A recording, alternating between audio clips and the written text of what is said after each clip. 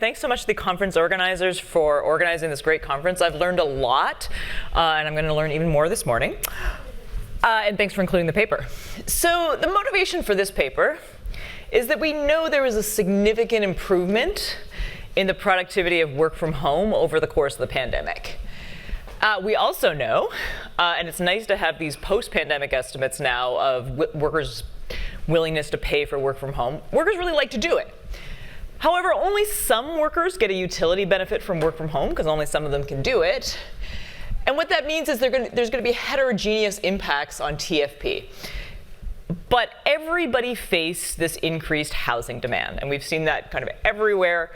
And what this paper is going to ask is how the technology improvement affects the welfare of different worker types. So what we're going to do, we're going to specify a model where workers differ in their occupation and their skill level. Workers have an option to be either fully on-site or a hybrid schedule, so some workers do. There's another set of workers that have even more options. They can choose to be fully remote. And hereafter, when I say fully remote, when I say remote, I mean fully remote. All workers are going to choose in which city to live, and housing is going to be an input into the production of work from home.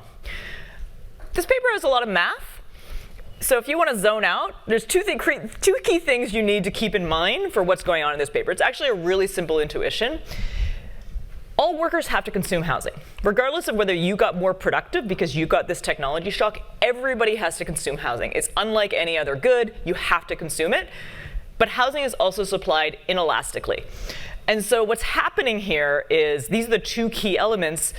You're forced now, if you didn't get an improvement in your productivity, you're forced to consume this good at this new higher price, and that makes you worse off. We're then going to calibrate the model to pre-pandemic data on the 30 largest US cities, and then we use the model to study the effects of a large increase in TFP of work from home. What we find is the improvement in work from home technology leads to about a 16% increase in residential rents in the long run, so after supply has had a chance to adjust. In the data, we see that at about 14%. So this is real, not nominal. So if you're looking at the nominal change in home prices, just remember you got to adjust for inflation. So we a little overpredict that. We get the decline in office rents pretty much spot on. Depending on the lease characteristic you control for, you get between 11 and 13%. All worker types see an increase in measured income. But the biggest increase is actually for these remote capable workers. A lot more of them do choose to be fully remote after the pandemic. And what's happening, their income actually doesn't go up by quite as much. It doesn't go up by that much. What's happening is they're taking this utility benefit by choosing to be fully remote. And that's where they're getting most of the increase in welfare. We see this welfare loss for workers in non-telecommutable occupations. Again, the intuition here, they have to consume housing. They're your janitor, your cleaning lady, they're not any more productive, and yet they have to pay these higher housing costs. The biggest loss in welfare is actually for college-educated workers in non-telecommutable occupations. What's happening here is because fewer people are coming into the office, we have fewer agglomeration economies. And we think agglomeration economies in production mostly apply to college-educated workers. And so they're actually, not only are they having to consume housing at these higher prices, their TFP actually goes down because fewer people are coming into the city center every day. And again, this welfare loss comes from, despite measured income increasing slightly, there are cheaper office rents, and so that means that workers have a little bit more business equipment to work with, so their labor productivity goes up. And you also see a slightly more labor supply because of the shorter commutes. So what's new here? We are building on our existing paper as well as other papers of the spatial implications of work from home. What's new here is that we actually see a decrease in absolute welfare. So those of you who've worked on sort of inequality, there's a long literature documenting that the rise in income inequality has come mostly because of skill-biased technological change. But it always is, well, yeah, these workers are, relatively worse off, but not worse off in absolute terms. What's different here is, in an absolute sense, the workers that didn't benefit from the technological improvement are worse off. And again, it's because you have this good they have to consume that is inelastically supplied. We also have a bit of a modeling contribution because we're modeling remote, hybrid, and on-site workers, all different. Okay, so it's an urban model with work from home. All office work occurs in the central business district, so downtown, and you have to commute. Work from home does not require a commute. There's 5 types of workers, and these are all exogenous shares. The first, when I say high skill, you should primarily think college educated. They work in telecommutable occupations. Low skill workers in telecommutable occupations, these are my type 2.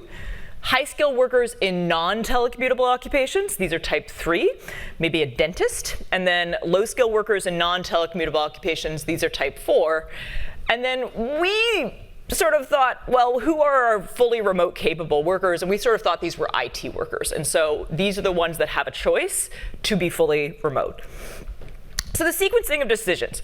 What's different with the type 5 household, so again, my IT workers, they are going to choose whether to be fully remote and then make their decision about city.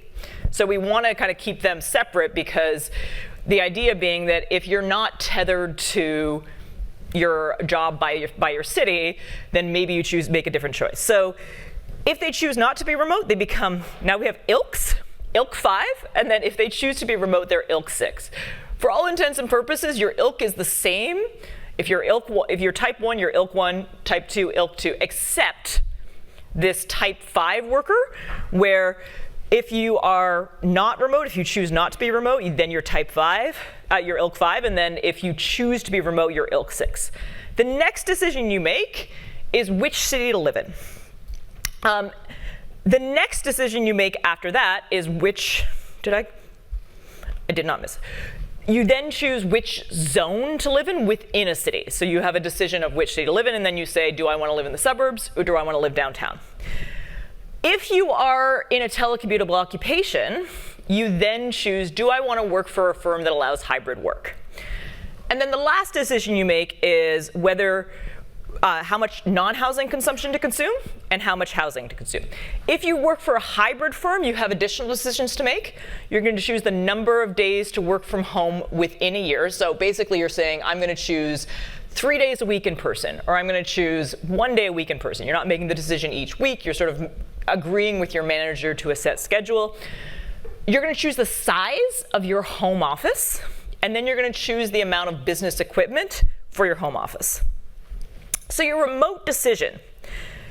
So the key parameter here that is helping you make this decision is this A hat. A hat you can think of as the utility benefit that is common to all tech workers that they get if they choose to be fully remote. But there's a lot of individual variation, and that's captured by these epsilons. Okay, so there's a fixed utility benefit, and then there's dispersion across individuals and how they value being able to be fully remote. And these are type 1 extreme value shocks. And then VR is going to determine this elasticity of this choice with respect to changes in the expected utility of being fully remote versus the expected utility of not being fully remote. Okay, and then, so everybody now chooses which city do I want to live in. And again, your choice of city is going to depend on the deterministic component of what that city is going to offer you in terms of wages, rents, and then this city amenity. So A tilde is going to be like, if you're in San Francisco, this is access to water and access to a moderate climate. Everybody gets this. And then there's also this idiosyncratic benefit. It could be that you like being in San Francisco because your spouse lives in San Francisco, or you were born here, or so some sort of idiosyncratic component to it. And then again, there's this elasticity to how changes in economic fundamentals, so again, the wage you get, the rents you have to pay, differ across cities, how sensitive you are to that. That's that VC. Another loop where now you're choosing where you live within the city. Do I want to pay a long commute? Or do I want a short commute but pay higher rents, right? So that's, again, your within city location decision. And you should really think there's two zones here. There's basically kind of central lying within the same county as the CBD, or there's suburban. And again, each zone is going to offer you different amenities. So if you live out in Pacifica, that's going to offer you different amenities than if you live in San Jose, if you're commuting to the San Jose metro. And then, if you're in a telecommutable occupation, so ILC 1, 2, and 5, so again, ILC 5 is the remote capable worker that has chosen not to be fully remote. Their next decision is, do I want to work for a firm that allows hybrid work? And again, there's going to be sort of this idiosyncratic component that determines the importance of this firm type preference.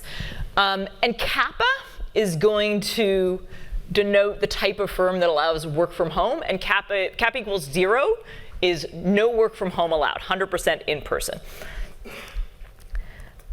Okay, and then the rest of the model is like, at least, choosing leisure, housing, non-housing consumption is relatively standard. So you get utility from your non-housing consumption. You get utility from your non-housing consumption. You get utility from your housing consumption. You get utility from leisure. So here, the choice is for a non-work from home firm, somebody who's chosen to work at a non-work from home firm. And you can see you face two types of budget constraints. You face a time constraint.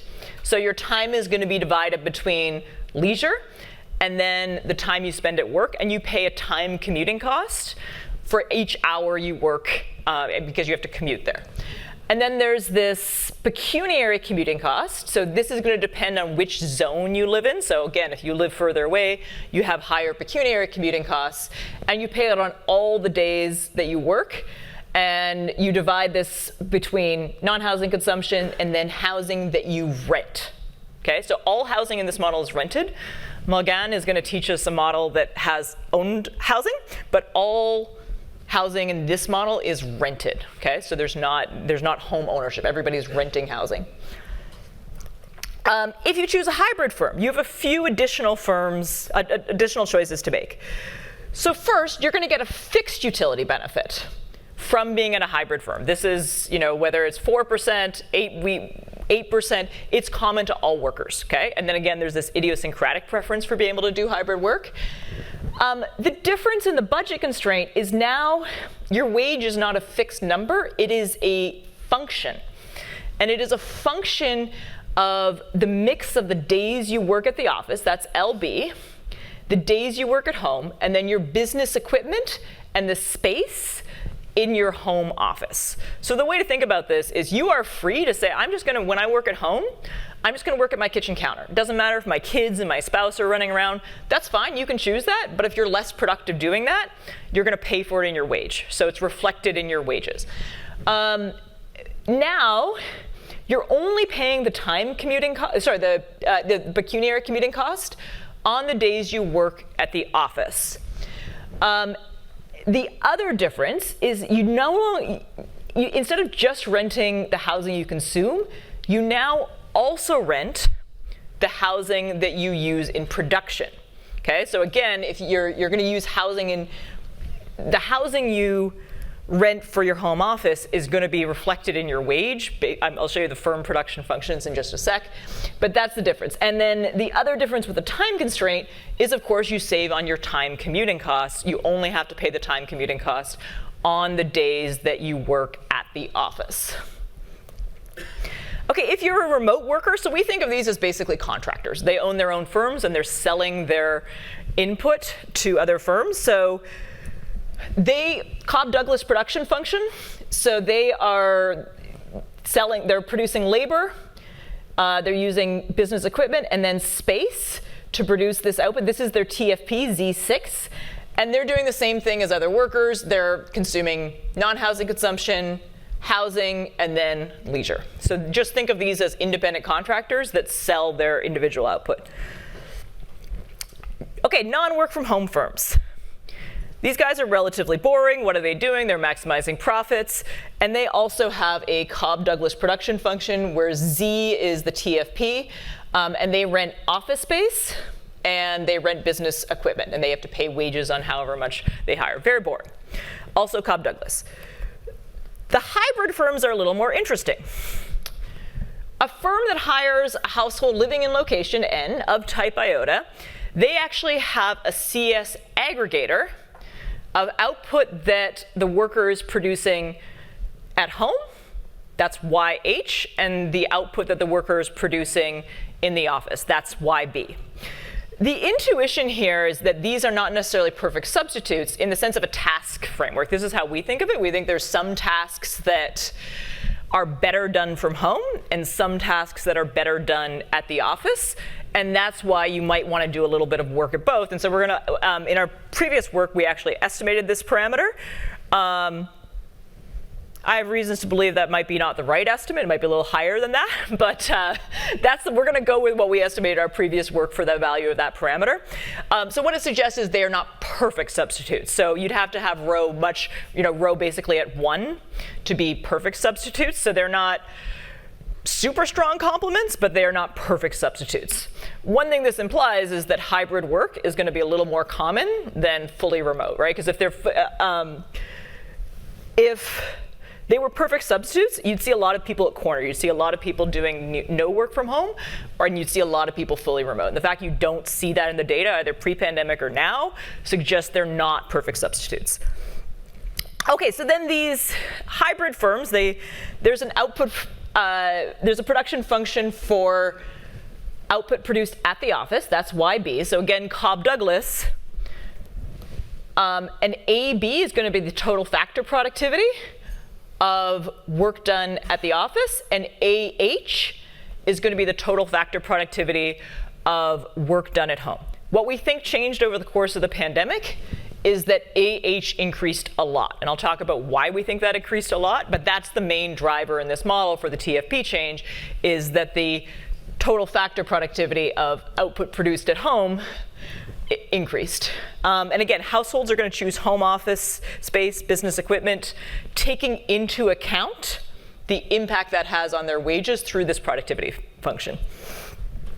Okay, so TFP at home. This, again, is the key thing we think changed over the course of the pandemic. And the reason we think it changed is because of an adoption externality. The technology already existed. It wasn't like Zoom and Microsoft Teams were invented in 2001. The technology existed.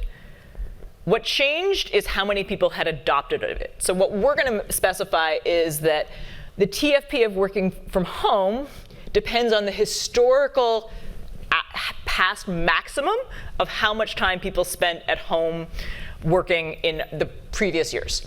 So you might think, well, shouldn't it be a network externality? And the reason I don't think it's a network externality is that we didn't forget how to use Zoom. We're all using remote working a lot less than we did 2 years ago, and yet we don't seem to have gotten much less productive at it. So that's why we think it's an adoption externality.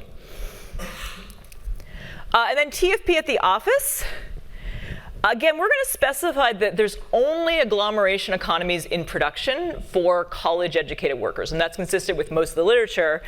And so it's the way that the number of people commuting into the office affects TFP is basically through this HC. This is how many people are coming into the office. If you're familiar with the Monty et al. Paper, they have a much higher value of delta than we do. That's sort of why they get these multiple equilibria. We have a relatively low value of delta. But that means that if fewer people are coming into the office, cities being at the office is less productive. And this is not at the firm level, this is at the city level in our case, right? So we want to talk about city level TFP. Okay, remote workers. We had to be a little bit heroic on this one. We didn't really know how to think about their productivity. The way we chose to specify it, so our sort of intuition is if you are a software engineer living in Wichita, are you getting kind of Wichita level TFP?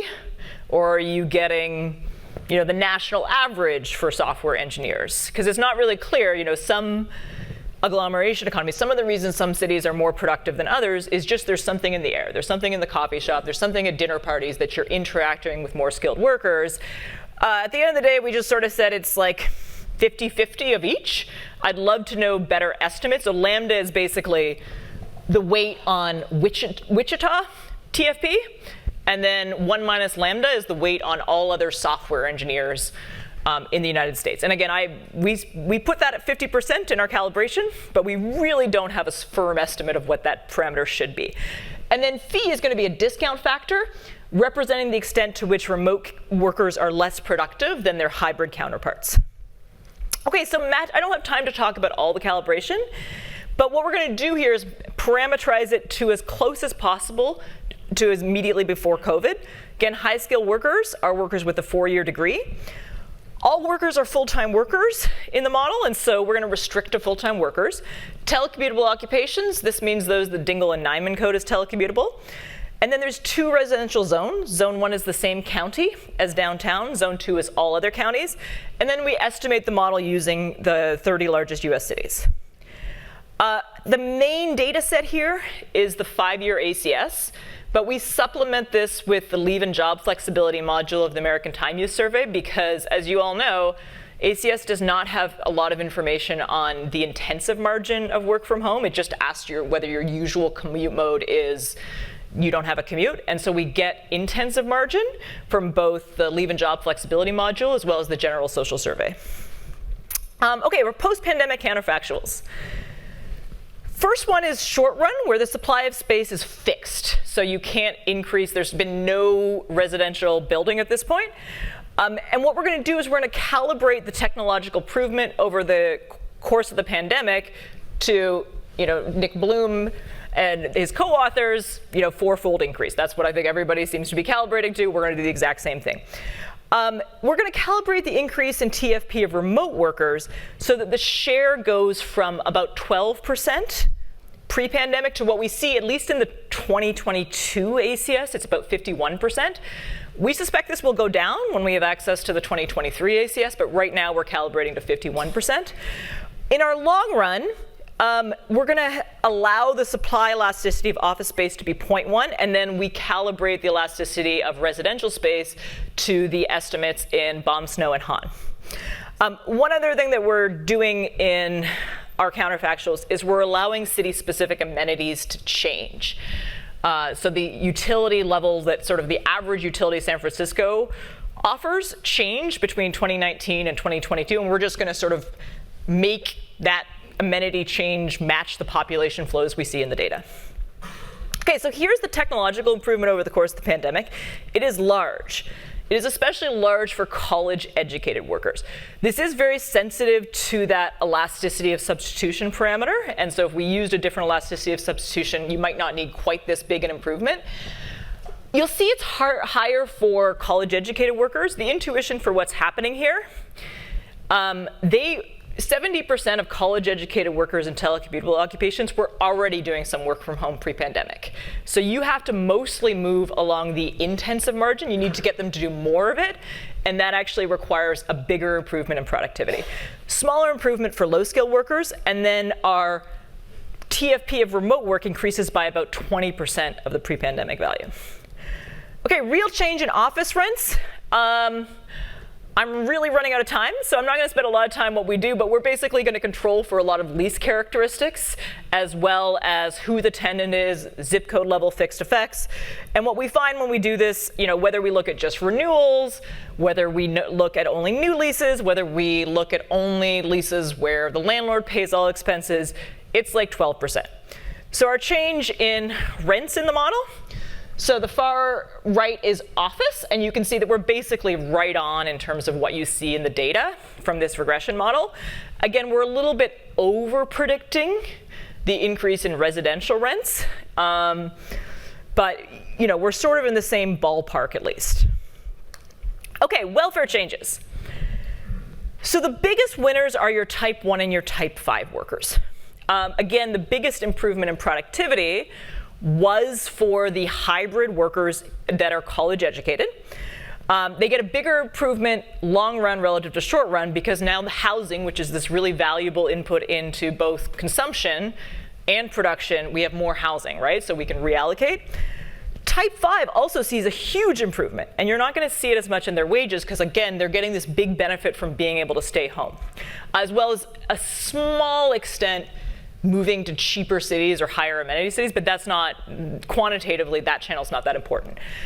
Type 2 gets a benefit, but it's much smaller.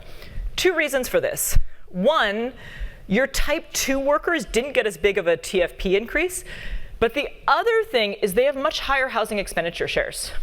So one of the stylized facts about housing consumption is, like, I bet none of the professors in this room spend more than like 30% of their income on housing. And I bet most of the grad students are spending like 40% of their income on housing. So higher income you are, the lower a housing expenditure share you have, and these type 2 are a little bit lower income. So a lot more of the increase in productivity is being eaten up by these higher housing costs. And then type 3 and type 4, they're actually absolutely worse off in both the short run and the long run. And again, it's even worse for the type 3 workers. Remember, these are your college-educated workers in telecommutable occupations, because they get this decrease in their TFP because nobody's coming into the office anymore. So just to sort of illustrate what's going on with consumption, so type 1 sees the biggest increase in their income, as well as their non-housing consumption. Everybody's housing consumption declines because you have to make more space to be used in production. Again, type 5, you see some rise in income, but it's not as big. And again, they're just getting this utility benefit from being able to work from home. Not as bad in the long run as in the short run. I think I've mentioned all this. One note is that part of the rise in income for the telecommutable types is accounting, because workers are now renting home office space out of their salaries, as opposed to being provided it by their employer.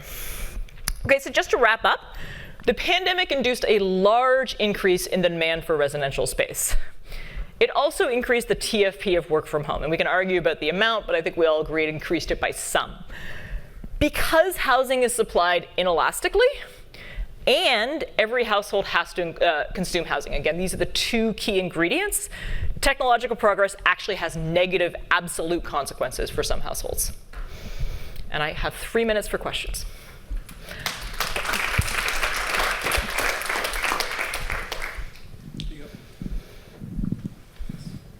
So one quick question, and this is super interesting. For the folks in the college-educated folks in non-telecommutable professions, I was wondering if they could also migrate within the country. And the reason is, like, if there are a bunch of people, the IT workers who are moving to new places, that would potentially increase the demand for services that these other folks could provide. So if they do that and the housing costs are then equalized because of their move, then wouldn't their welfare also increase over time? Yeah, so, okay, 2 things about, yes, so everybody can move in this model, but what we don't have is a city-level complementarity between different types of labor. So we're talking at the firm level. I think you're right, and so I didn't have time to talk about this, but you see the type 5 workers largely moving the same cities as the type 3 and 4 workers. So it's sort of puzzling to us that, why was this big change in migration? And my original thought was that there was something going on with cities, but I'm now more sympathetic to the idea that at the city level, there is a complementarity. And I think this is why, especially here in the Bay Area, you see all these tech giants all of a sudden interested in affordable housing. And I think what they're doing is they know that if you're a Meta engineer, you're more productive if you have childcare workers. And these might not be working for Meta, but at the city level. So yeah, that's something that is not in the model, but I think that's what's going on in the data. That's great. There's a lot of things that made a lot of sense. So 3 very quick things. On your modeling choice, you had the max of work from home historically. You could have had that as some cumulative amount of work from home. There's still one state variable. So what the more major point we'll talk after is housing supply. You'd think in the long run would be elastic. So you've modeled it as inelastic, but if I can now work from home in theory or be hybrid, I can live further out. So there's this view of these green belt around that are 2 hours from the city centre that no one would previously live in. I think urban economists don't there's reasons we live in cities, and we need other types of workers, and I think in general, that doesn't work. I mean, we have, only 10% of land in the United States is physically occupied, right? There's 90% that is basically not being occupied for human habitation. But if it's not close to jobs, again, so very few of these remote workers, they're like at most 10% of the population, right? So most people are hybrid, and the remote workers have spouses, they have children, they need schools. So unfortunately, housing supply in the US has actually gotten much less elastic over the last 40 years. So I'm very not optimistic on the housing supply elasticity, unfortunately. I'll push for the question. Well, the elasticity, because I'm with Nick. I think the urban economists are kind of stuck in the past a bit. But let me turn it to an empirical question.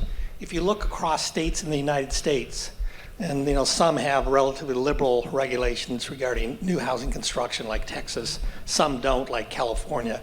It would be very nice to just supplement your theoretical analysis with what's happened to residential square footage and residential square footage per person in recent years, to get some sense of whether housing is responding elastically in some places and the extent to which it's tied to regulatory factors rather than fundamental economic factors. Because as I understand your model, the main source of welfare losses for some types really is hinging on the inelasticity of housing supply. Absolutely. So that's a key thing. The other point, you have these big productivity gains associated with telecommutable work, but you don't, and I think there's probably some of that, yours are pretty large, but you don't allow for the possibility that the increased productivity of telecommutable work has also eroded the traditional benefits associated with physical agglomeration.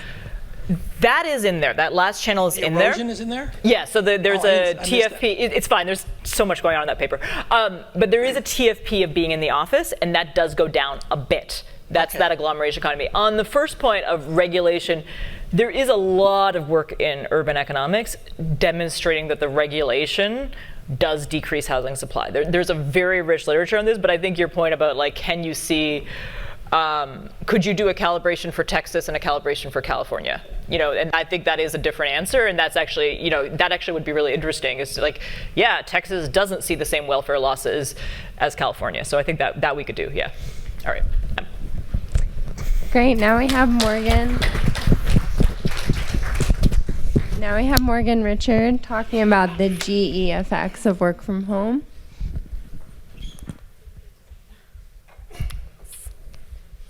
All right.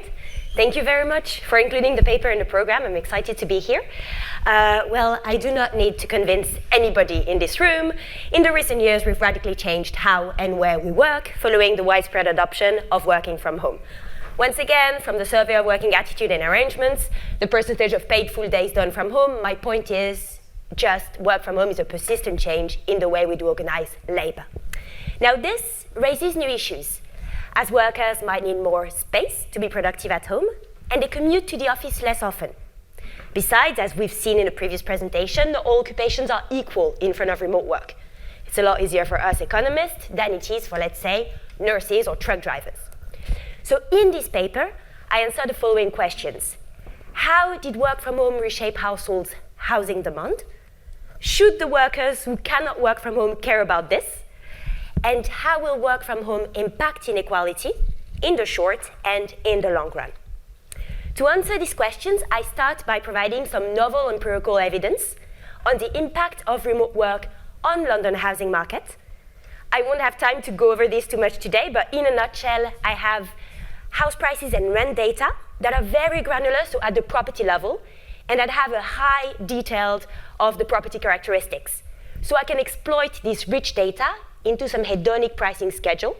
And what I do find is that since the rise in work from home, we have a change in London housing market. We have a 5% rise in the premium for space and a 6% decline in the commuting penalty. So that is the penalty of being further out from the city center. From this motivational evidence, I build a dynamic spatial heterogeneous agent model with remote work. And the goal of the model is to explore the impact of work from home on households housing decision, their spatial allocation inside the city, their welfare, and on income, consumption, and wealth inequality. Now, if I want to think about the rise in remote work, I need to take a stance on what changed. And here, I will think about this change as coming from a change in workers' preference for working from home. Well, the idea is quite simple. Before the pandemic, work from home was seen as a form of shirking. There was some social stigma associated with it. And then COVID hit, and we all had to try it. We realized that there is a lot to like about this. It's comfortable, we get to spend the day with our partner, with our pets. So there's been a change in attitude. And this change in attitude has been documented a lot by the Survey of Working Attitude and Arrangements, and also yesterday in Lucas' paper, for instance. Here, I just want to be precise. I am holding some other margins constant. So like what we just saw, I'm holding technology constant for remote work or for commuting, but also how amenities are distributed in the city, or also occupational choices. I am not saying that these margins are not important or that they didn't move. I'm just looking at one particular channel cleanly in the model and see how far I can go with this. Now about the timing, so I will look at it in the short and in the long run. And here by design, the empirical evidence that we have on remote work are informative of how the economy reacts in the short run. We do need the model to think about the longer run implications. And what I will do here is I will use the observed pattern of work from home in the short run over the transition period to calibrate and inform the model to then infer the longer run implications. So using the short run to think about the long run. Just the key ingredients to the model. So once again, the goal is to explore the impact of work from home on households and on inequality. So what do I need? Well, first of all, remote work is interesting because it loosens the link between where people live and where people work. So I need some spatial measures of locations. As I also said, not all the jobs are equal in front of remote work. So I'll have occupations who can remote work and occupations who cannot. I will have housing, obviously. Houses will differ in their size, their location to interact with the spatial element, and their tenure, meaning if they are owned or rented. And here I do need this because if I want to think about housing inequality, I need to think about part of the household who do not own any real estate. I'm also adding two realistic features on this housing market. The first one is a financial friction. You do need a minimum down payment to buy a house.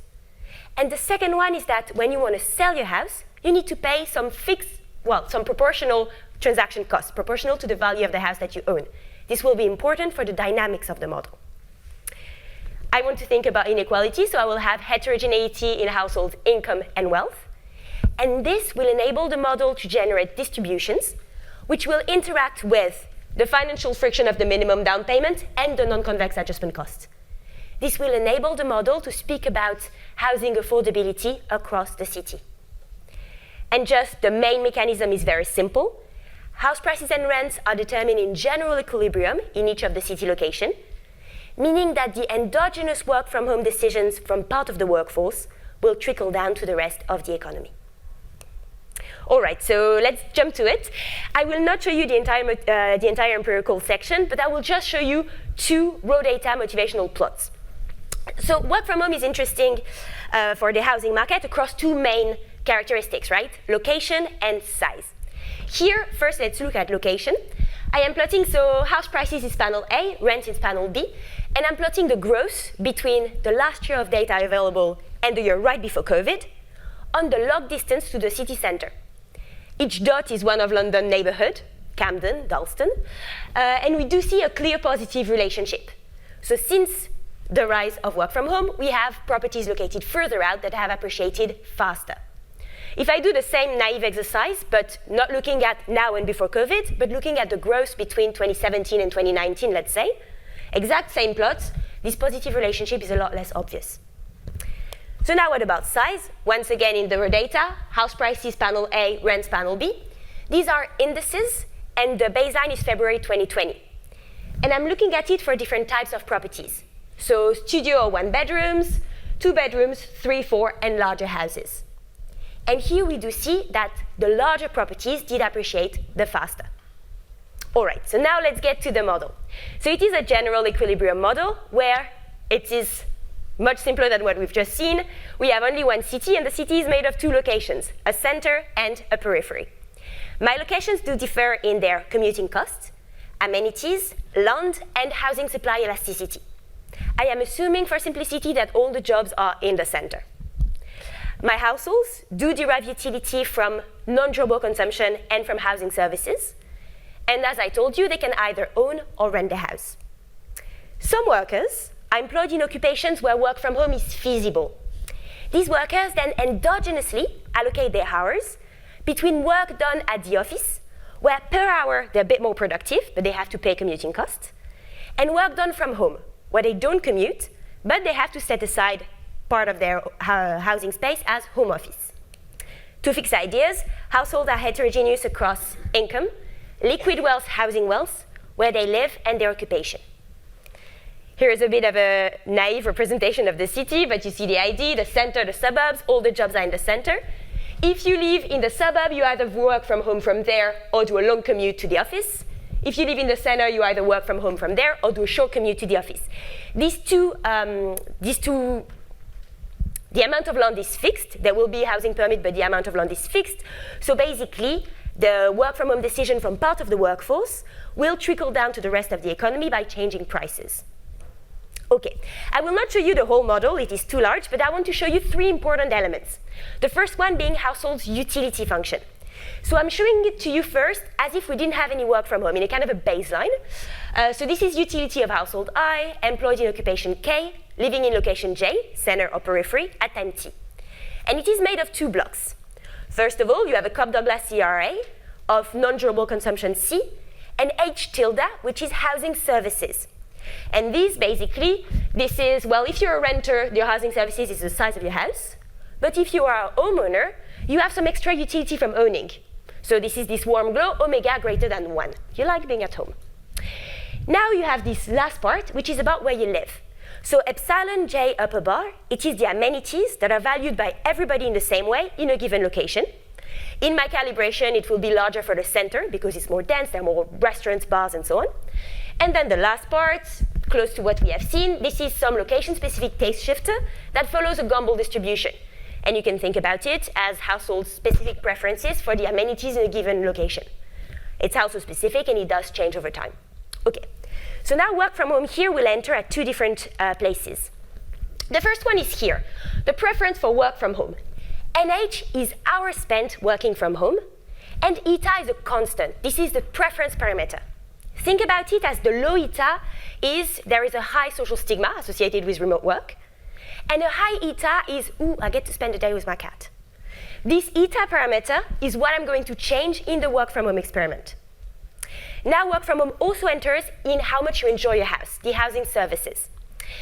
So you enjoy your house, the size of the house, minus alpha, which is a discount factor, of this H on the bar. This H on the bar is your home office, and you have this discount if you do work from home at all.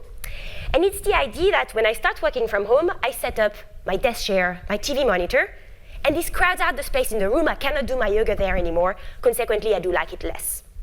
So this is the idea, then the location is the same. All right. Now, the second thing I will show you about the model is the labor. And compared to what we've seen, it will seem very simple. So households have 1 unit of time. There is no leisure in the model. You can either split your hours working from home, NH, where you don't commute, or you can decide to work at the office, NO. When you work at the office, you commute. Here, all the commuting costs are in terms of time. And this is this psi J. It depends on where you live. Short commute for the center, long commute for the suburb. When you are working at the office, you create efficient unit of labor from the office, N tilde O. The specification is similar to what we've seen. AO is some common productivity parameter to everybody at the office. And then what's different, this new IT, it's some idiosyncratic productivity realization.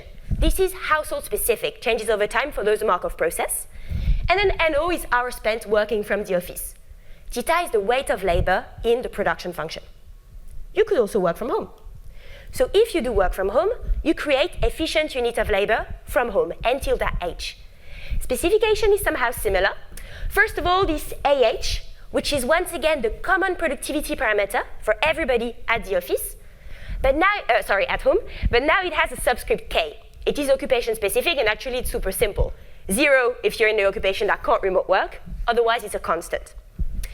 Then your idiosyncratic productivity in UIT is the same as if you were working at the office. NH is hours spent working from home. And now we have this extra term.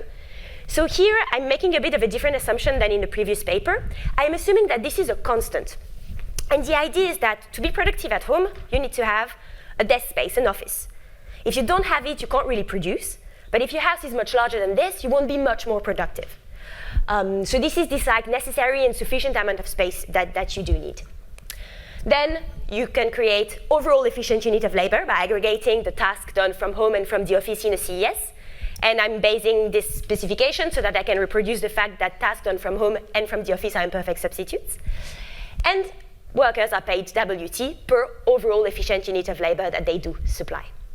Okay, the last thing of the model that I will show you is the housing. So you can either own or rent. House prices and rents are determined in equilibrium in each location, so it depends on your location. As I told you, you have a utility bonus from owning. If you own your house, you have to pay some compulsory maintenance, which you don't if you're a renter. It will go through the rent. And very importantly, for the dynamics of the model, if you do own your house and want to sell it, you will have to pay some adjustment cost that will be proportional to the value of the house that you're selling. Renters are a lot more flexible. There are other assets floating down in the model. Everybody can borrow in a risk-free asset. Uncollateralized borrowing, everybody can save in a risk-free asset. Uncollateralized borrowing is not allowed, but you can get some collateralized debt against the value of your house. There is a supply side, so you have a constant return to scale, final good producer. Some houses get constructed in each of the location with different housing supply elasticity. I'm working on it. And we also have a perfectly competitive renting sector. And at the end of the day, rents will be a user cost formula of house prices. Okay.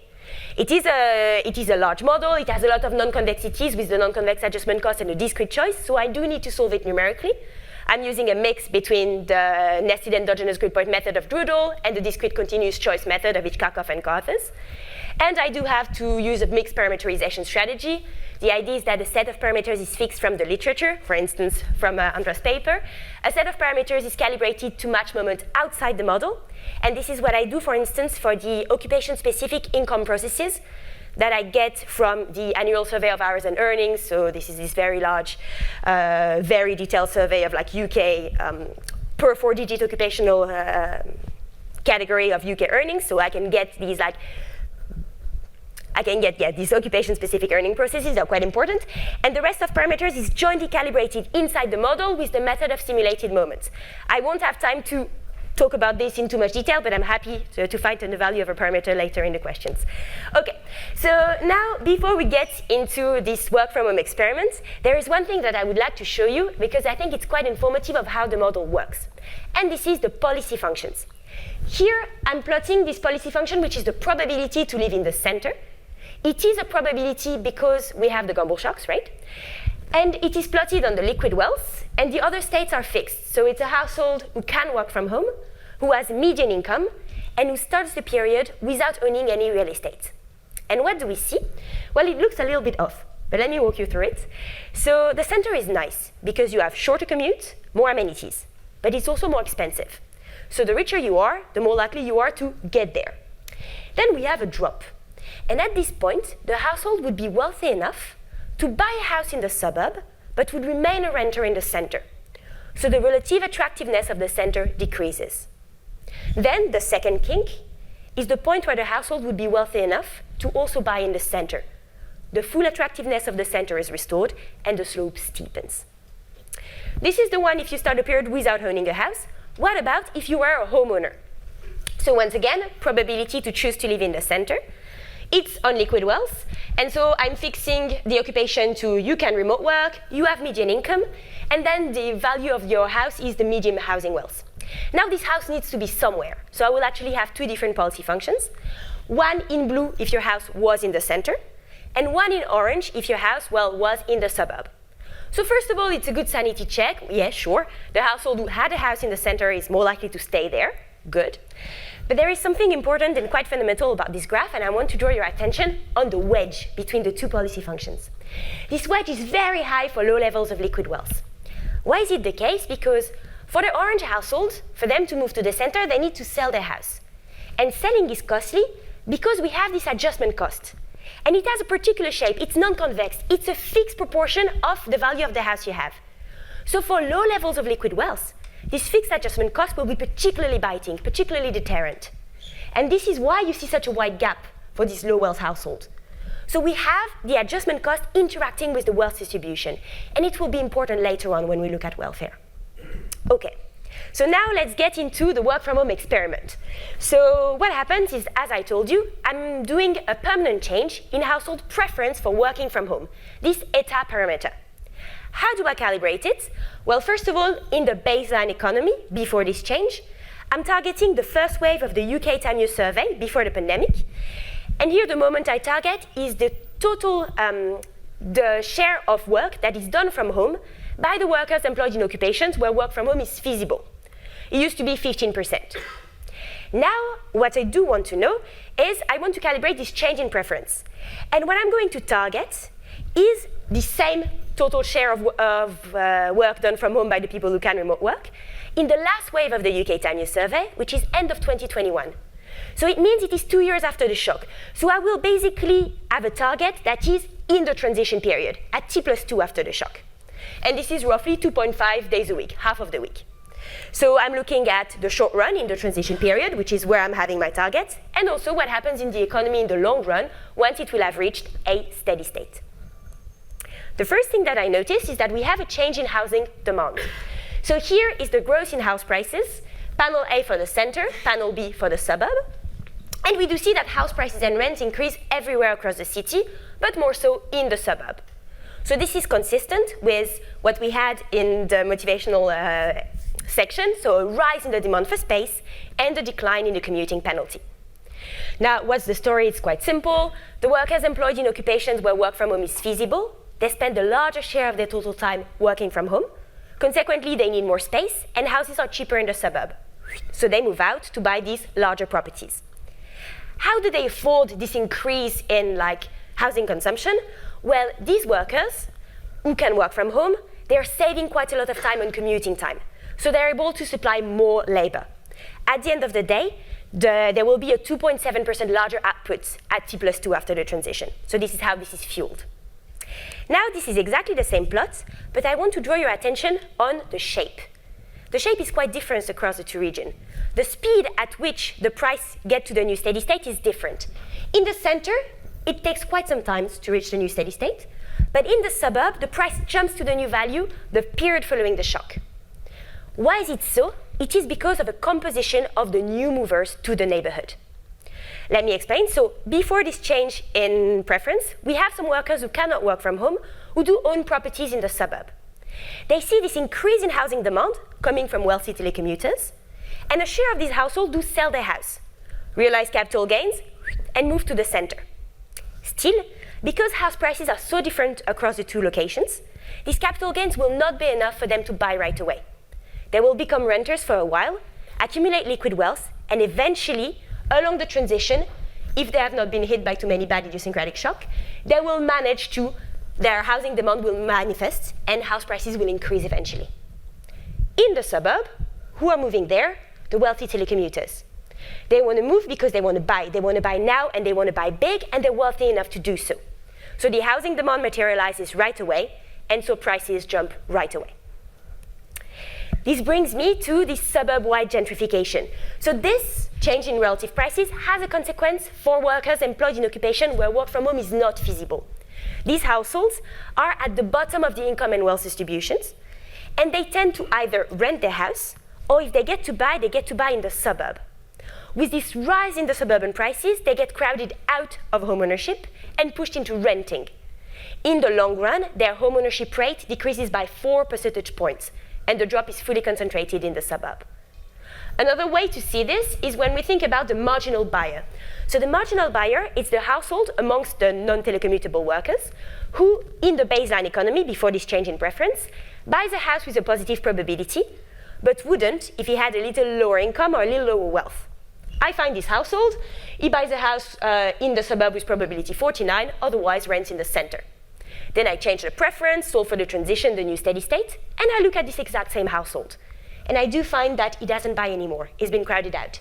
He rents in the center with probability 54, otherwise rents in the suburb. And this brings me to the rise of what I'm calling a tele-premium, meaning some extra benefits for the workers employed in occupations where work from home is feasible. Inequality across occupation increase along several dimensions. So here, what I'm plotting in this table, it's, let's say, the average consumption of the workers who can remote work on that of the workers who cannot remote work, in the baseline before the rise in preference, and then in the long run, once I will have this economy changed. And what we do see is that inequality increase for all these measures. For instance, the housing wealth of the remote worker used to be twice as large as that of the non-remote worker, and it became 2.5 times as large. So yes, we do have a rise in inequality. Now, let's look a little bit more in detail what happens for each group, right? So first of all, for the workers who can remote work. So for these households, I did change their preference over the course of the experiment. So I cannot really, in a straightforward way, make any utility-based welfare measure.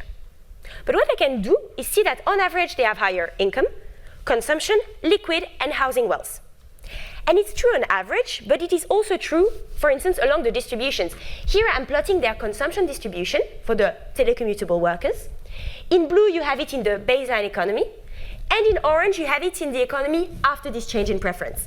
And you do see that the whole distribution is shifted towards the right. This is, we have a very similar picture when we look at liquid wealth or housing wealth. So they have a little bit more of everything on average, but also over the distribution. It's safe to assume that they're better off. Now, what happens for the workers who cannot work from home? It's a lot more ambiguous. On average, they have a little bit higher liquid wealth, because they save more, because buying is more expensive. They have a little bit higher average income, because some of them could locate back to the center and save on commuting cost. But they have lower average consumption and much lower housing wealth. They've been crowded out of home ownership. However, for these guys, they never got the opportunity to work from home. So this eta term never was in their utility function. So their preferences never changed. So for them, I can make some utility-based welfare measure. And this is what I'm doing here. So I'm plotting the welfare of the non-telecommuters. I'm expressing them in consumption compensating variation. So that is, how much extra consumption should you be given for you to be indifferent towards a rise in remote work? It is in percentage of current consumption, and so all of these positive numbers indicate welfare losses, because you would need to be compensated to be indifferent. We see that on average, these non-telecommutable workers experience welfare losses. The highest welfare losses are incurred by the renters, because higher rents decrease resources available for consumption and savings, and the higher house prices make accessing homeownership more difficult. What's surprising here is that on average, the homeowners also experience welfare losses. And that's surprising because the value of their asset has increased, they've gotten capital gains. Why is it the case on average? Well, two channels and one mitigating factor.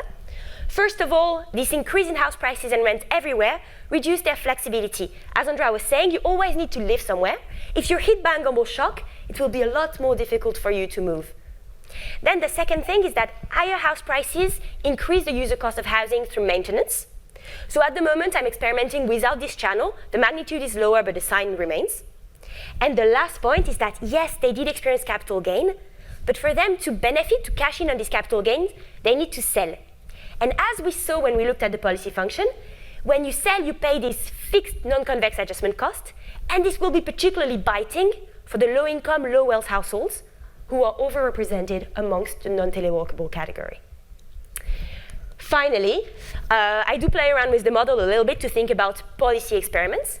And here I'm thinking about basically facilitating office-to-apartment conversions. There is quite a lot of regulatory red tape in the UK preventing commercial real estate to be transformed into residential one. The building needs to have been type E for more than 3 years. It needs to have been completely empty for 3 months. So we could think about what if we alleviated a little bit this regulation.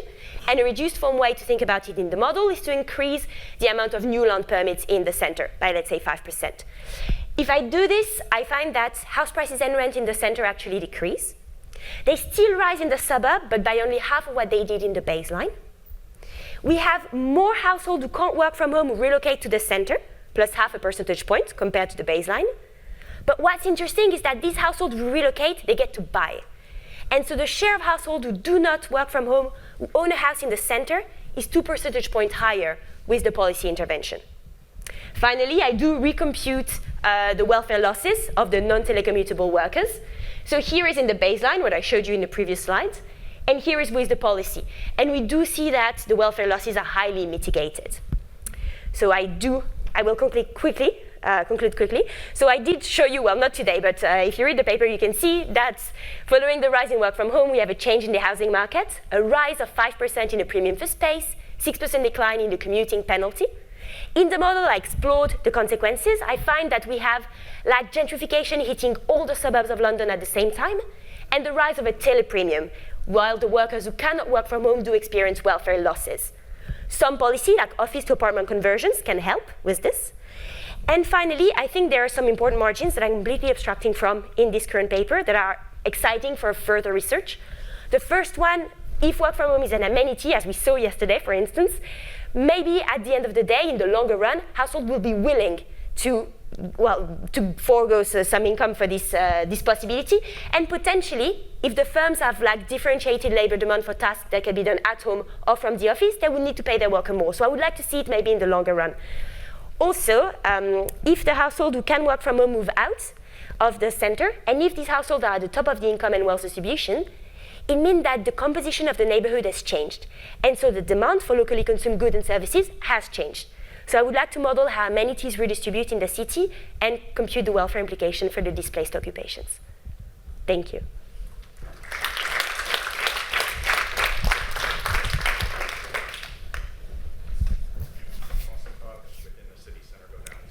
Yeah, absolutely. So this is completely, as you probably have seen, this is a way more macro and a lot less urban paper. So I do not model, for instance, congestion externalities, which is exactly what you have in mind. Yes, this is completely something that I could hardwire in the model. So having the commuting costs maybe like being exogenously lower over the transition, and this would potentially alleviate the welfare losses of the non-telecommuters. It's definitely something I could play around with. It's great. I was going to make a comment on both you and Andrew's paper, which is come up quite a bit that politically you noticed kind of populist, as in Trump type or Brexit type in the UK, are against work from home. And I've been asked this, I don't know if other people have wondered, the common narrative is it's like a poke in the eye to elites. Like if you're on the populist side, anything that's bad for elites is good for you because it's kind of the politics of envy. But both of your papers have a better, more economic explanation, which is actually these groups lose out. So are you calling us populist, Nick? No, not the reverse.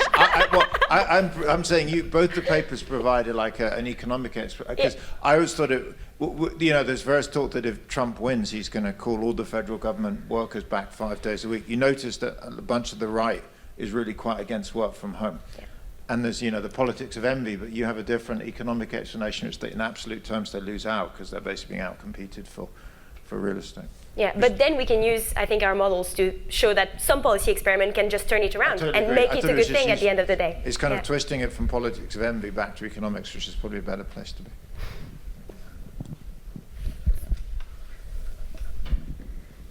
Super cool paper. I was curious if you had thoughts about one of the things that comes up in terms of office to residential conversions is that the new conversion properties are very high quality. And so therefore actually very expensive. And I know that you don't have like differentiated housing quality in the model, but can you sort of speak to, if you did, what predictions your model would make? Well, so that's quite an interesting question. I don't have it directly, but in a way, these office to apartment conversions happen only in the city center because I only have like offices in the CBD, which is already a flavor of this. Because what I do is that I target the relative prices to be the same as I have in the City of London, and per square meter, the average price in the suburb is only 62% of what it is in the center. So it's already, these conversions are already like these higher end properties.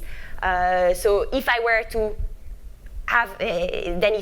have this extra dimension, I would probably be able to play on this only premium, and I would see that potentially the welfare gains would be maybe a little lower, but it would still help with, basically there is a crowding out.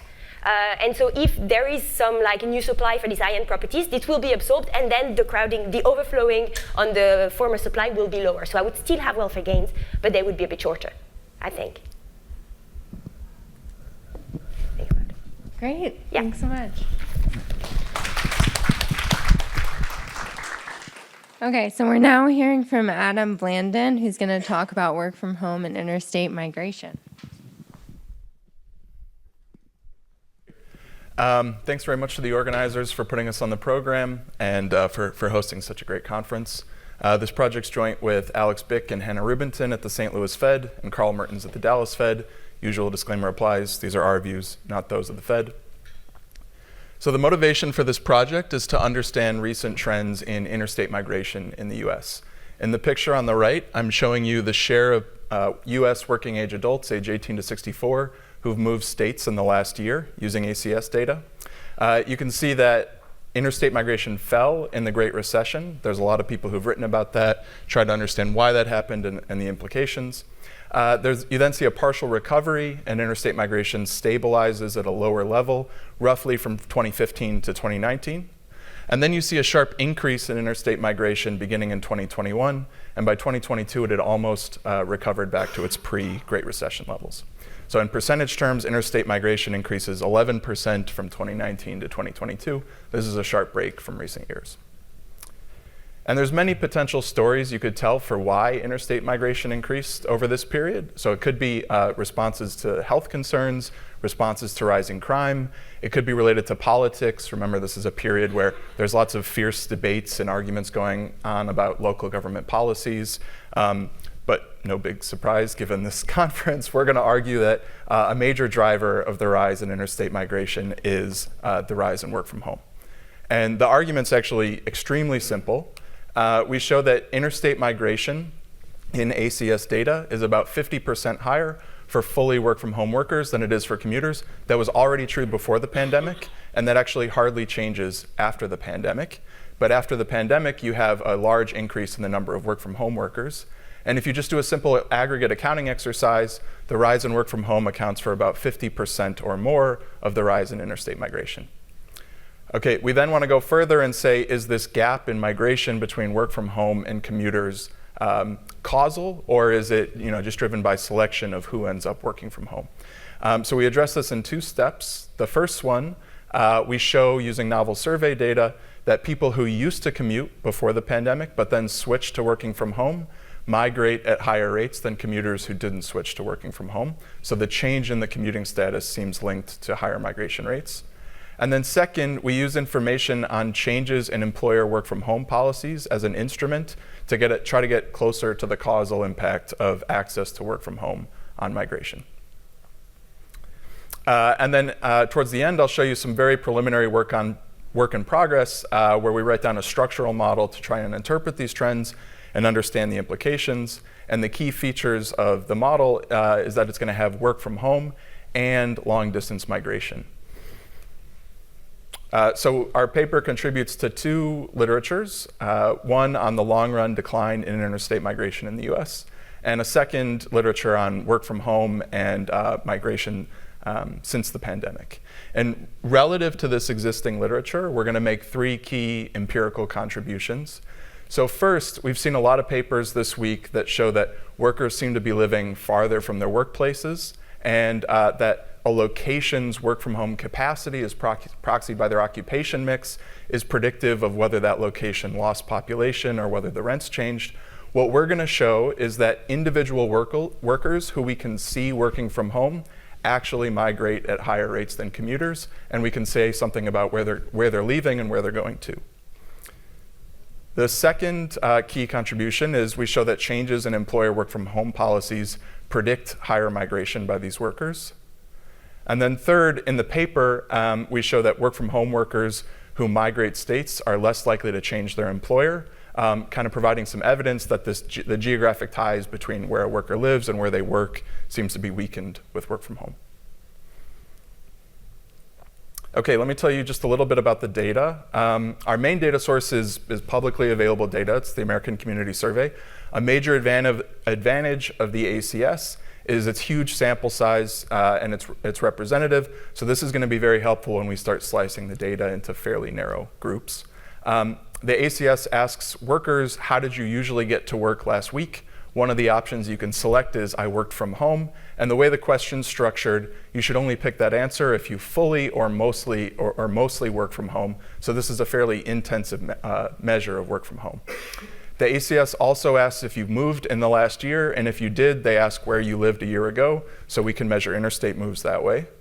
The main shortcoming of ACS data is that it only has information on your current work from home status.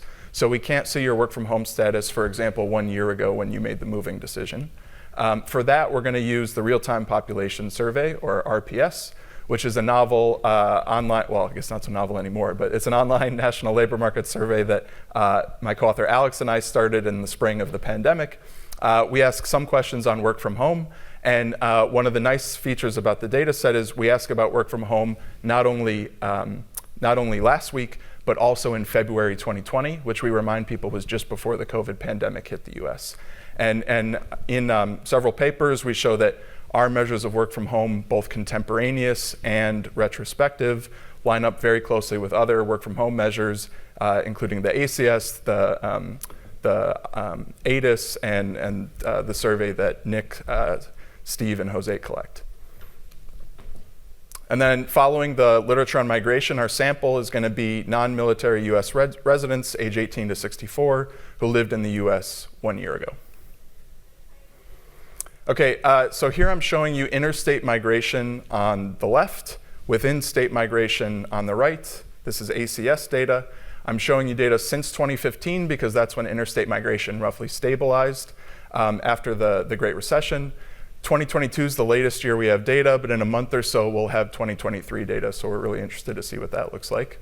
For interstate migration, things are very flat from 2015 to 2019. You then see a bit of a drop in migration in 2020, but as people have mentioned, there were some data collection issues in 2020, so we don't want to make too much of that. I'll always show you the 2020 data, but in the paper we focus on the 2021 and 2022 data. So by 2022, interstate migration is 11% higher than it was in 2019.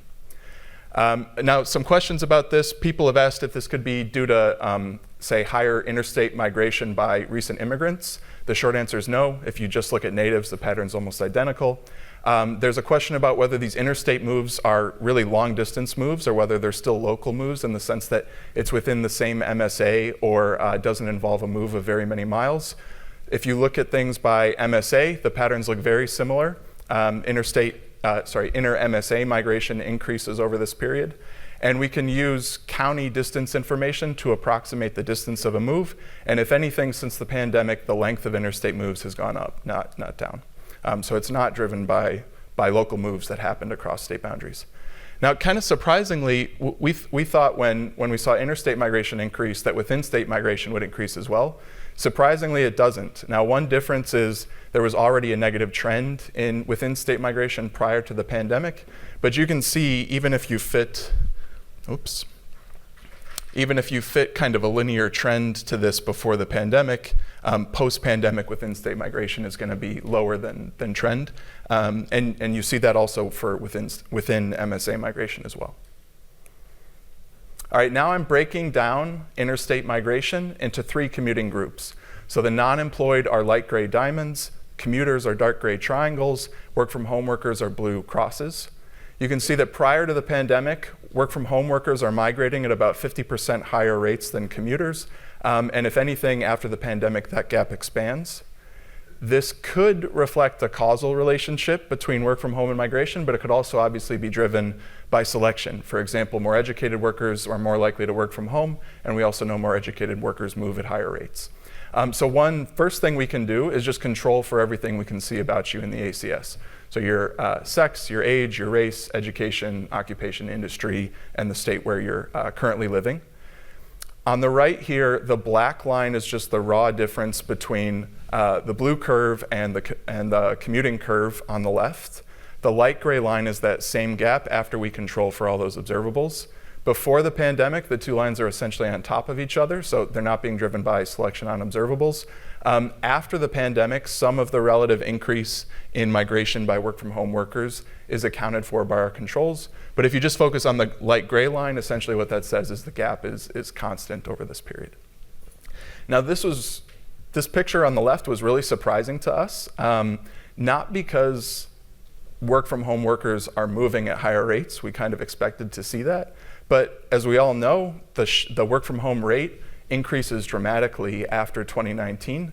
And if you thought the picture on the left was partly or largely being driven by selection, then moving a huge number of people from these gray lines into the blue line, you might expect that would compress the difference between them. But you don't see that at all.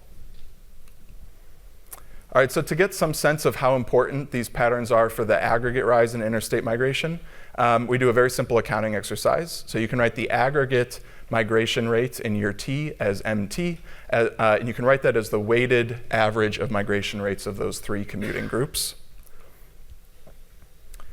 We then run two counterfactuals. Counterfactual 1 just holds the population shares of those three groups fixed at their 2019 level. So this is essentially turning off the rise in work from home.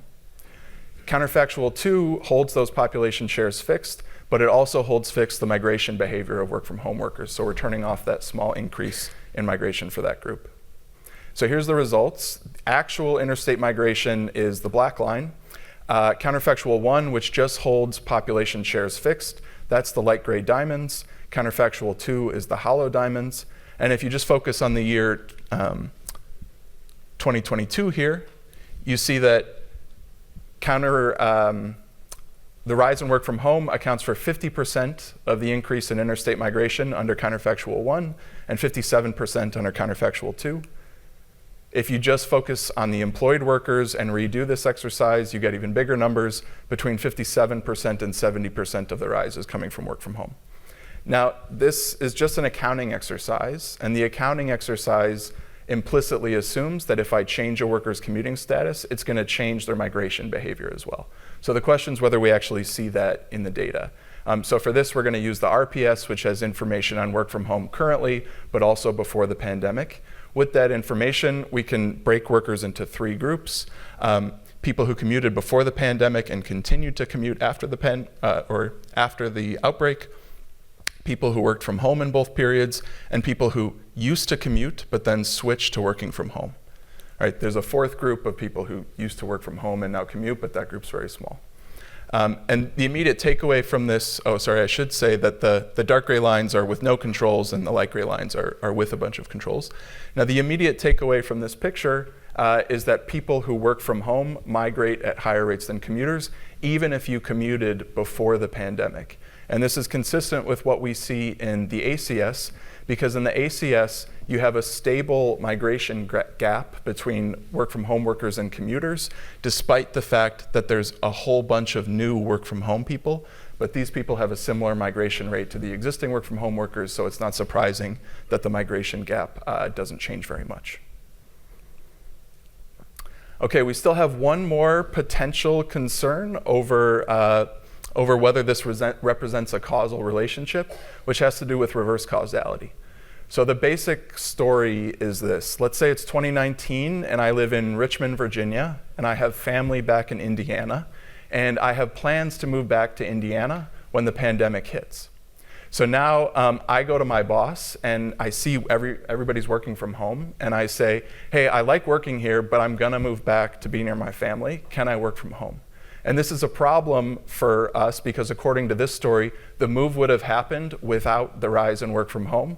And it's actually the move that's causing the work from home in some sense. And so to address this, we're going to create an instrument for work from home switches that are plausibly not tied to an individual's underlying motivation to move, which is based on the worker's firm's work from home policy. So our sample will be RPS workers who are still with their February 2020 employer and who commuted before the pandemic, because we're looking at work from home switches here. And we use two pieces of information about their job. So the first is that they commuted in February 2020 because either their employer required it or the worker preferred it, but they could have physically done the job remotely. So we call this having a work from home capable job. And then the second piece of information is whether their employer changed the work from home policy in a way that affected both the worker and other coworkers. So we don't want the employer changing the policy just for that one worker.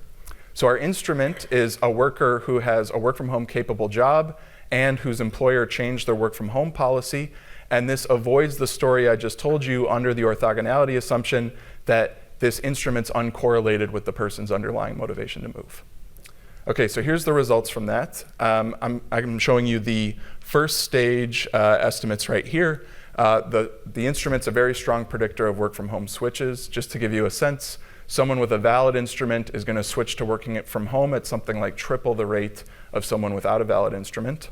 And then I'm showing you the coefficient on switching work from home for interstate migration. I'm showing you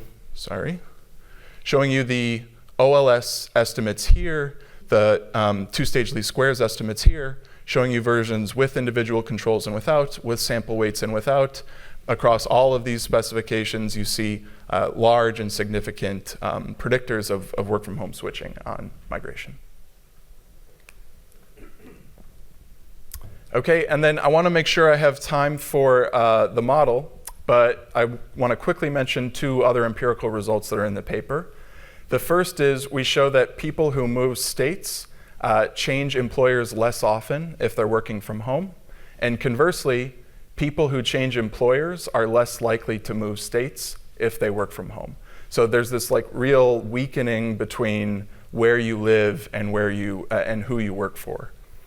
And then second, we show that at the state level, states with higher work from home, or if you prefer higher work from home capacity, we've done it both ways, have greater out migration and also more negative net migration. Okay, so let me now shift to the model. What I've tried to do so far is convince you that at the individual level, access to work from home increases interstate migration. So why am I now going to write down a model?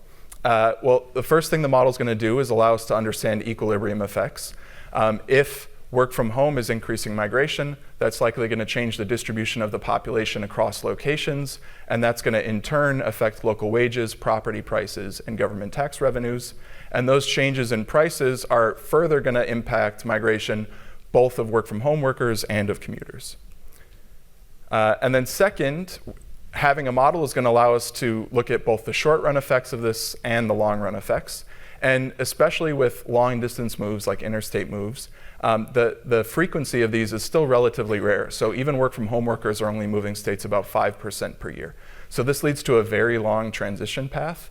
And moreover, because work-from-home workers need to move in order to realize the benefits of their newfound mobility, they're going to have to pay migration costs, and we want to factor that in when we're looking at welfare along the transition. Okay, so I'm going to give you a very partial sketch of the model. It'll be less detailed than the last two presentations, and I kind of want to downplay your expectations a little bit, so we're very much in the exploratory phase at this point. At the same time, I think we learned something from what we've done so far. All right, so there's two worker types. There's people who have to commute, and there's people who can work from home. People who can work from home can choose whether they want to commute or whether they want to work remotely. And a key difference between a work from home worker and a commuter is, number one, a work from home worker is going to earn a national work from home wage that's not closely tied to the local wage. And then second, a work from home worker is going to be able to move locations without paying a job switching cost because they can continue working for their current employer. All right, so workers in the model are going to choose their location and their commuting type, or their commuting choice. So the value of moving from location G0 to location G and switching from commuting type tau 0 to commuting type tau is as follows. You get some utility from your current location, BG. You get utility from consumption, C. Utility from housing, H. Some extra utility if you live in your home state, where in the data we're going to proxy for home state by the state you were born in, because that's what we can see. And then because this is a dynamic model, you have a continuation value here. Now people are going to choose their consumption and housing subject to a budget constraint. The budget constraint says that you're spending on consumption and on housing, where the price of housing depends on your current location, equals your wage, which depends on your commuting type and your location, minus a cost if you switch your job. And a job switch in this model is going to be someone who's changed their commuting type or a commuter who's changed locations. But as I mentioned, if you're working from home, you don't have to pay the job switching cost if you move locations, and also your wage is going to be a national work from home wage, not one tied to the to where you live.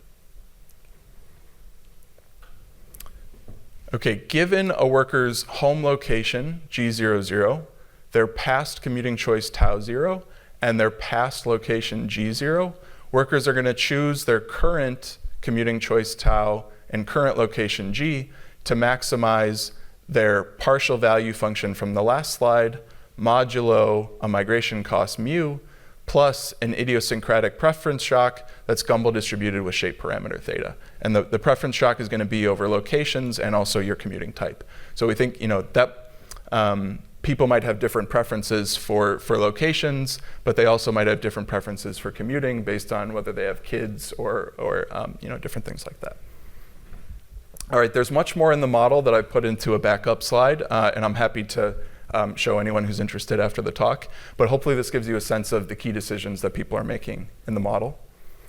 We're now going to calibrate this model to match moments from 2019. And all the empirical results I showed you are focused on the state level, but most of the literature focuses on MSA, the MSA perspective, and so we're going to follow them. Again, in the paper you can see that all of the results by interstate look very similar to the results by MSA. So we're going to take every MSA in the US, we're going to rank them by their mean wage, and then we're going to partition them into 5 groups of roughly equal size based on their wage. And the model's going to match the population, the mean wage, and the mean rent of each of those 5 groups. We're also going to match the share of commuters and work from home workers and the migration rate of each of them. And we're going to match the share living in their home state, again using by defining home state as the state you were born in. All right, in the initial steady state, there's a migration gap between work from home workers and commuters. The model's been calibrated to match that. But we can use the model to understand what are the important forces that are driving that. Just over half of the migration gap is driven by the fact that work from home workers don't have to pay a job switching penalty, so they can change locations but stay with their employer. And then 44% of that gap is coming from the fact that work from home workers can earn their work from home wage anywhere, even in places with low local wages for commuters. Then we're going to introduce a shock, which is to triple the share of work from home capable workers. So here I'm showing you the inter-MSA migration rate in 2019, 21, and 22 in the data. This is what comes out of the model. The x-axis has a very long horizon. It goes till the end of the century. So you can see that the model is generating about half of the increase in migration that we see in the data. And somewhere between half and 2/3 of that initial increase persists in the new steady state. Now, where is that aggregate increase coming from? About half of, most of that increase is coming from the fact that we now have more work from home workers and fewer at the office workers. So you do see small increases in migration conditional on commuting type. Work from home workers are here, commuters are here, but most of this is just coming from the fact that we now have more blue workers and fewer red workers. All right, the last thing that I want to mention from the model is to talk about changes in welfare. And just to give you a very loose sense of this, I'm plotting the value functions here by commuting type. You shouldn't read anything into the numbers here. They're probably too small to read anyways, but you shouldn't read anything into the numbers. They're meaningless. All I want to talk about is whether the value functions increase or decrease after the shock. So we have existing work from home workers in blue. New work from home workers are in red. Always commuters are in green. New work from home workers gain, which is not surprising because they have this new mobility that they can take advantage of. Commuters in this model also gain, and the reason is many work from home workers who are leaving their locations are leaving crowded places with high rents. That's now lowering the rents and freeing up space for commuters who remain. Now, one thing we don't have in this model that the 2 papers make me think maybe we should think more about is we don't have any increase in aggregate demand for housing in this model, and so that could potentially change the welfare consequences of commuters. Who loses from this? It's the existing work from home workers. Why do they lose? Because they tended to live in low rent places. And now there's all these new work from home workers who are coming in, crowding the place up and driving up rents. Okay, so to conclude, what we show in the paper is that interstate migration is about 50% higher for fully work from home workers compared to commuters. That's true even if you control for a bunch of observables. We show that that gap doesn't really change even after the huge increase in the number of work from home workers after the pandemic. And an aggregate accounting exercise suggests that the rise in work from home accounts for more than half of the overall rise in interstate migration. We show that people who switch from commuters to working from home are more likely to migrate than commuters who didn't switch. And we show that we use as an instrument for switching to work from home a change in employer work from home policies, and find that also predicts higher interstate migration. And then some very preliminary work in progress. We've written down a structural model that has both migration, and, long distance migration and work from home. And one of the key features is that it's a dynamic model, so we can trace out how things work out along the transition. Okay, thank you very much.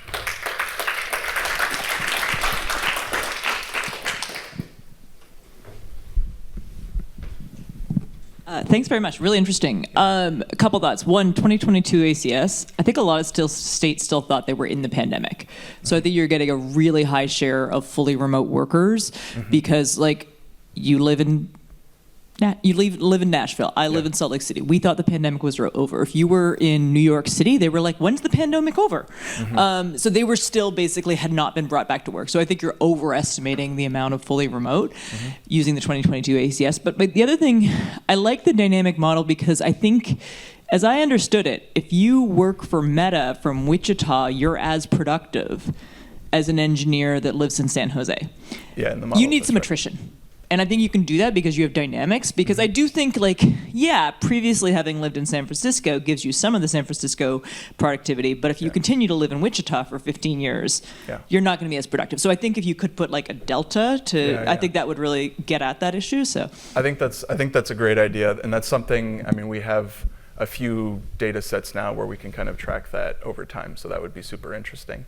For the share of work from home workers, there is a bit of so we only have 2022 data from the ACS, but we have a bunch of other data sources through the summer at least, and there is a bit of a decline in the overall full-time work from home rate, but it's not actually not that big. So I think it's quantitatively it'll be lower, but not much lower. Yeah, I think most of the drop since 22 is less hybrid and more fully in person. Yeah. Thanks. I'd love to see some evidence on the direction of the increase in interstate migration. So a two-part hypothesis in that respect. Part one is that the moves are predominantly from high labor income tax states to low labor income tax states. And the second part is that is particularly true for high income folks. So if you look at somebody who's in the upper 10th of the earnings distribution and you move from Texas to California, the government is taking at least an extra 10th of your after-tax income. And the reverse is true as well. So do you know occupation in the ACS? Yeah. Okay, then you can do at least some crude version of the tax sim analysis, and you can impute to them what their tax burden would be by state. Yeah, I mean, we see income too, so we can. Okay, you do see income. Okay, so you can do even better. And you can directly tell us about the average gap between people who are moving and the extent to which they're moving from high tax to low tax states, because I think that's an important part of what's happening. I completely agree, and partly for time and partly because we're still working on it. It's not in the presentation, but for example, if you break the MSAs up into these 5 groups, the increase in out-migration by work-from-home workers is much higher in that top group. And it's mainly the states and MSAs that you're thinking of. So yeah, I think we're going in that direction also. We haven't done different taxes by those locations yet, which is a really good idea. So we should look at that. Really quick question. Yeah. What do the patterns look like if you look at single people versus people who are coupled? Great question. All right, so it might take me give me just a second here, but okay, so I think this is super interesting also. So here we have 2 commuters in a family, a commuter and a non-employed, and a single commuter. This one's a little hard to see, but it's at the top here. So you can see that and this is interstate migration over time. So you can see that having 2 commuters, you're going to move less often than if you have 1 commuter.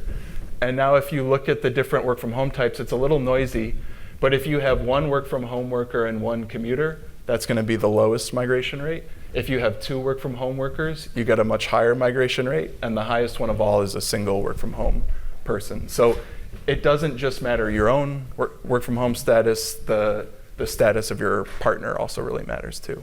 And so I think there's possibly room to push on that, like thinking about couples location decisions and so on. Yeah. Awesome. Well, we have our break now. We'll be back in 20 minutes at 10:30.